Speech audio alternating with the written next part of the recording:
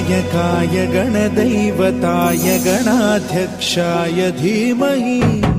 गुणशरीराय गुणमण्डिताय गुणेशानाय धीमहि गुणातीताय गुणाधीशाय गुणप्रविष्टाय धीमहि एकदन्ताय वक्रतुण्डाय गौरीतनयाय धीमहि गजेशानाय भालचन्द्राय श्रीगणेशाय धीमहि एकदन्ताय